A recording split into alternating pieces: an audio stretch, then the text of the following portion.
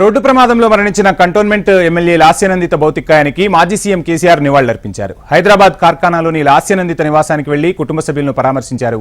లాస్యనందిత కుటుంబ సభ్యులకు పార్టీ అండగా ఉంటుందని కేసీఆర్ తెలిపారు. కేసీఆర్ వెంట మాజీ మంత్రులు హరీష్ రావు, తలసాని ఉన్నారు.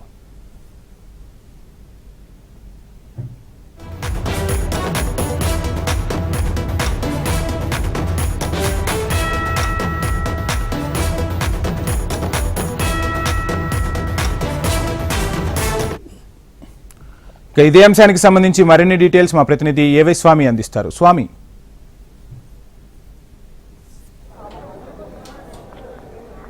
వంశీ కార్ఖాన్లో ఉన్నటువంటి సాయన నివాసంలో దివంగత ఎమ్మెల్యే లాస్యనందిత పార్థివ దేహానికి పలువురు ప్రముఖులు ఇప్పటికే నివాళులర్పిస్తూ వస్తారు. ఇప్పుడే మనం చూస్తున్నాం విజువల్స్లో రాష్ట్ర శాసనసభ స్పీకర్ గడ్డం ప్రసాద్ కుమార్ మరియు రకరకాల ఎమ్మెల్యే వేముల వీరేష్తో పాటు ఎంఎన్ శ్రీనివాస్ మిగతా నాయకులంతా కూడా నివాళులర్పిస్తారు. కొద్దిసేపటి క్రితమే బీఆర్ఎస్ పార్టీ అధినేత కేసీఆర్,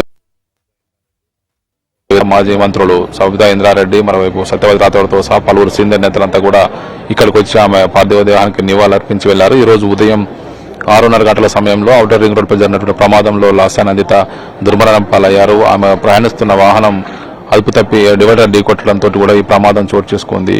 గత కొద్ది రోజుల వ్యవధిలోనే వరుసగా వివిధ ప్రమాదాలకు గురైనటువంటి లాస్యనందిత ఈ రోజు జరిగినటువంటి ప్రమాదంలో ఆమె మృత్యువాత పడ్డారు. కార్ఖానాలో ఉన్నటువంటి వారి నివాసంలో పలువురు ప్రముఖులు వచ్చి వారి కుటుంబ సభ్యులు, వాళ్ళ సోదరిమణులను, అదేవిధంగా తల్లిని అందరూ కూడా పరామర్శిస్తూ ఓదారుస్తున్నారు.